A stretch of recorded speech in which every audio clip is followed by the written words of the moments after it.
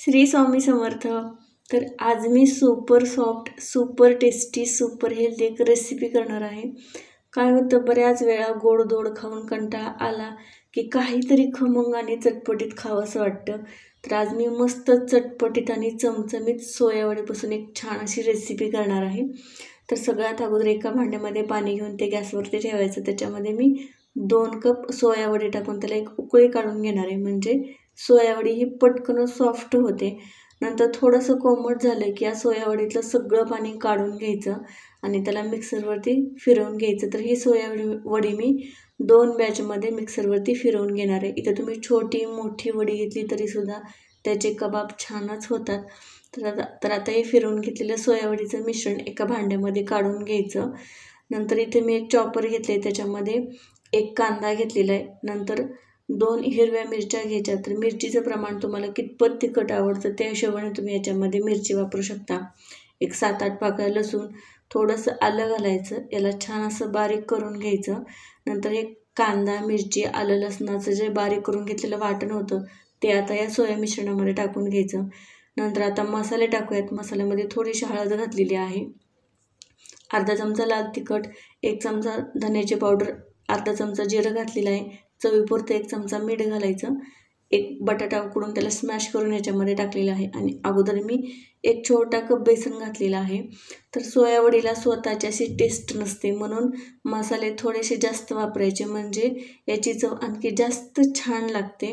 तर आता हे सगळं छान मिक्स करून घ्यायचं। तर कांदा आणि मसाल्यामुळं याला थोडंसं पाणी सुटलं आहे, तर याच्यामध्ये मी आणखी एक छोटा कप बेसन याच्यामध्ये टाकणार आहे आणि आता सगळं छान असं एकजीव होईपर्यंत मिक्स करून घेणार आहे। तर तुम्ही याच्यामध्ये तुम्हाला आवडतील ते मसाले किंवा भाज्याही वापरू शकता।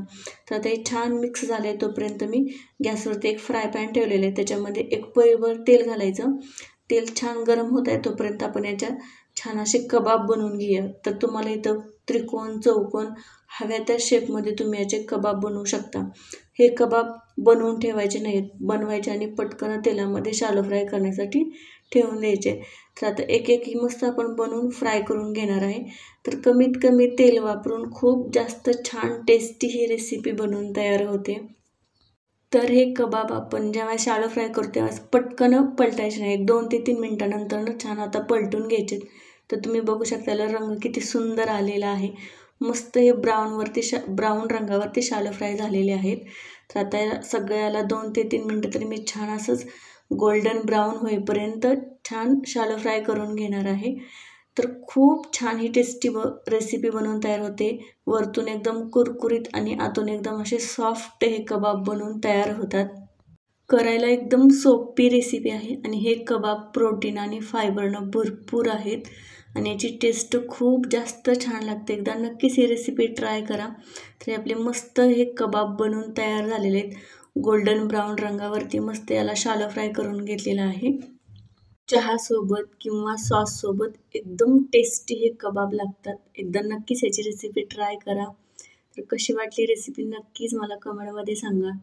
तर एक तुम्हाला तोडून सुद्धा दाखवते, वरतून एकदम कुरकुरीत आणि आतून एकदम सॉफ्ट हे कबाब बनवून तयार झालेले आहेत। तर व्हिडिओला एक लाईक करा, चॅनल एकदा नक्की सबस्क्राईब करा। तर भेटूया पुन्हा अशा छान सुपर टेस्टी रेसिपीमध्ये। तोपर्यंत बाय बाय।